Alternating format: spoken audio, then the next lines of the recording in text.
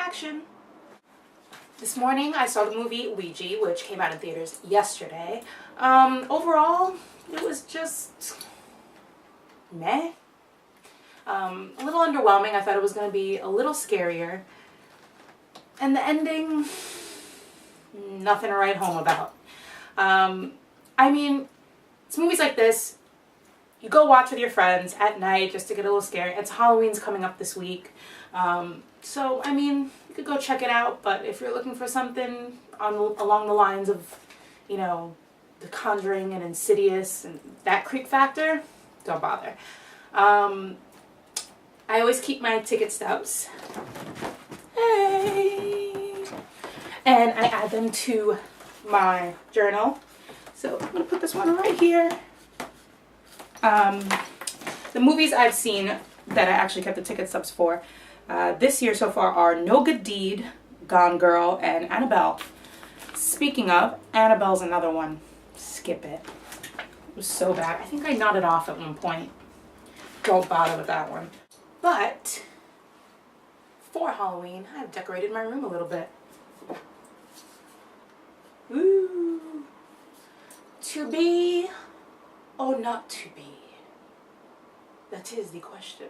I found this old rum jar and I bought these stickers and I made this. Just stuck it on there. Poison. I gotta fill it with something now. Wine, maybe? So, just to give you a little behind the scenes of what a Ouija board is, if you don't know, which everyone has at least heard of it or seen one.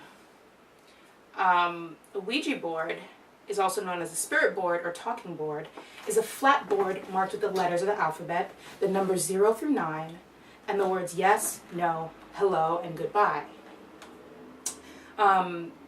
Along with various symbols and graphics. It uses a planchette, a small heart-shaped piece of wood or plastic, as a movable indicator to indicate the spirit's message by spelling it out on the board during a seance. Participants place their fingers on the planchette and it's moved about the board to spell out words. Ouija has become a trademark that is often used generically to refer to any talking board. Can you believe this was actually marketed as a children's game? It's literally called a game. Yes, let's sell a board that we claim will talk to spirits on the other side, good or bad, you don't know what the hell you're letting in. Let's market this to kids. Wonderful idea! Woo! My uncle actually has a Ouija board, and one time I was staying over his apartment and I was just like, let me check this out, so cool. And I proceeded to like ask questions like, is anybody here? I was so stupid. Nothing happened, obviously, nothing, you know, crazy occurred, but I mean, just why mess with that stuff, you know? You never know. They say you never know what you're going to let in, you know? You never know who you're talking to, and that's basically what the premise of the movie is. They thought they were trying to contact their dead friend, and instead they opened up a whole world of shittiness. But ironically, do you know what my phone case is? Yes, I got this for Halloween. So I've been having it on my phone all month. Celebration. I obviously don't play with it. I can't really do anything with it, but people think it's funny when they see it. In honor of the time when everyone loves to bust out their scary movies and have scary movie marathons, I'm going to go over my horror movie shelf. Just going to give you a quick look-see through every film I have in my collection so far, and hopefully get more suggestions. Let's do this. The Woman in Black. What did they see? Insidious Chapter 2. Creepy as hell. The Conjuring. Saw. Shudder. This is the American version, not the original Thai version. One of my absolute favorites. I've seen this movie so many times, and she's just amazing in it. Kathy Bates in Misery. Wreck. The Sleepy Hollow. I love Johnny Depp. I mean, who doesn't? Paranormal Activity 3. I actually do not own the first two. I want to get the first one. The second one, I won't even bother. I hated it. A classic. The Lost Boys.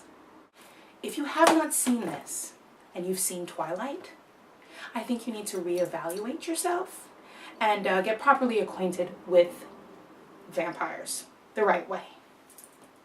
Do it. Drag Me to Hell. This one has some all-out gross, just gross scenes. The Others. Nicole Kidman is fantastic in this movie. It's definitely has a twist on par with The Sixth Sense. Amityville Horror. Yes, the one with Ryan Reynolds. I think you know why I own this movie. The Shining. Classic. I Know What You Did Last Summer. You know those DVDs that are like 4 movies in one, 5 movies in one? This one has all 3 Screams and Urban Legends and Urban Legends Final Cut. The Butterfly Effect. Hide and Seek. The Eye. The original, not the Jessica Alba remake.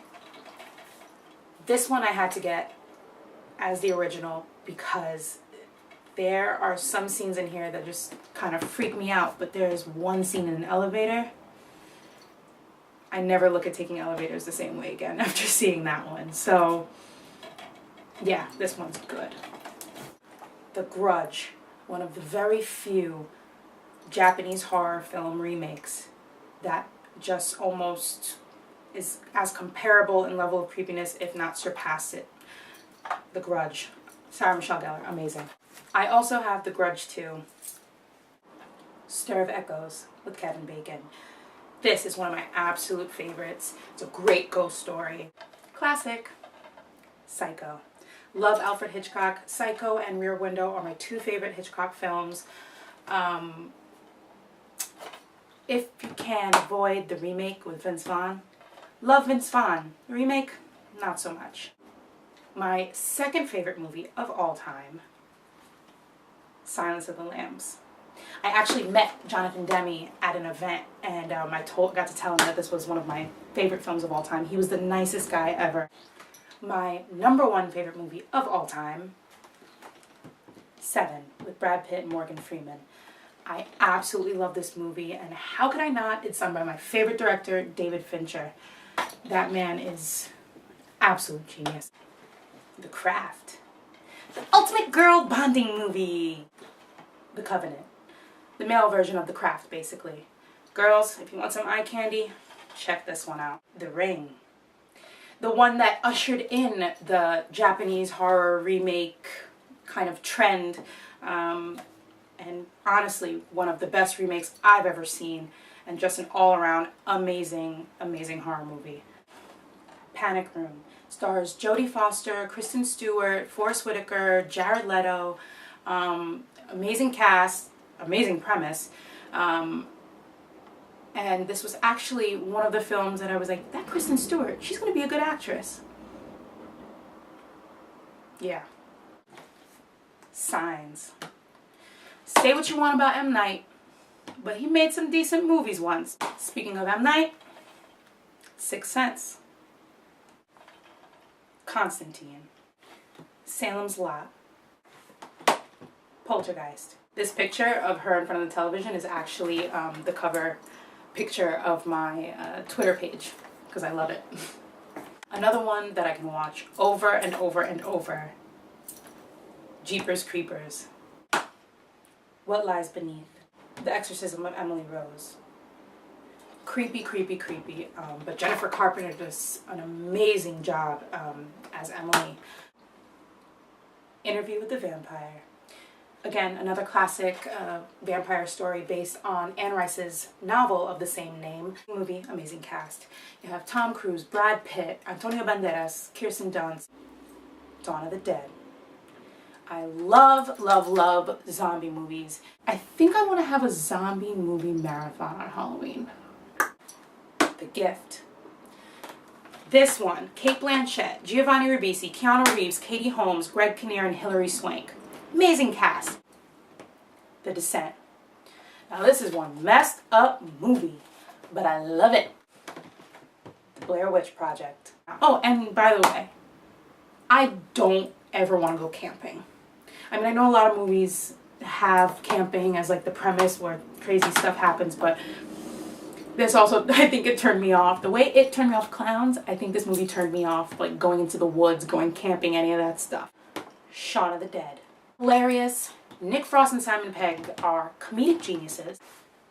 Mr. Brooks. Red Eye. Cry Wolf. Disturbia. Nothing having to do with the Rihanna song. But this is the remake of Hitchcock's Rear Window. Frailty. House on a Haunted Hill. Yes, remake. Cheesy, but I love it. Ghost Ship with Juliana Margulies. And then a face. Ship face. Ship face. It sounds like I'm saying shit face.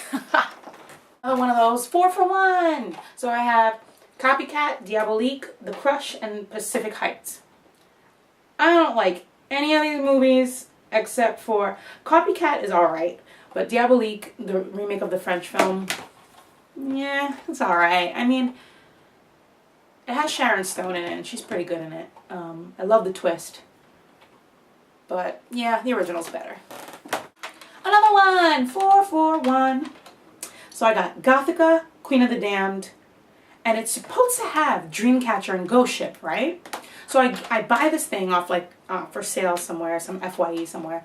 I come home, it has 1 DVD in it. Not 2, 1. But thank God it had the side with Gothica and Queen of the Damned because those are the ones I really cared about. Anyway, American Psycho.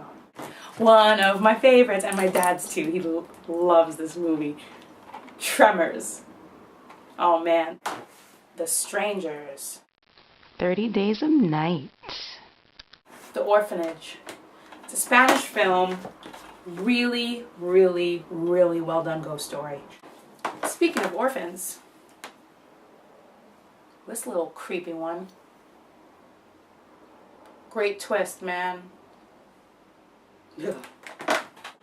Cabin Fever. Final Destination. These movies took me a while to see too, because again, I'm not a huge gore fan. So when I saw like, oh man, these are, I mean, it's not a slasher killing everybody, but it still is a slasher film. Everyone's getting picked off one by one. But the killer is death. I mean, it's not even a person. It's just kind of fate and death, and that's what makes it even crazier. But I do love the premise. You can't cheat death. I think it's kind of true. There are a lot of stories, really crazy stories you read of people who like cheat death and then end up dying like an even more horrific death, like not too soon after, or something crazy like that. But voila! Yes, I know I am grossly missing a ton of horror classics. I am well aware. Do not judge me. These are just ones that I own. It doesn't mean these are the only ones that I like. But I just haven't finished yet. I'm constantly working on adding to my collection. All right, thanks. Bye guys.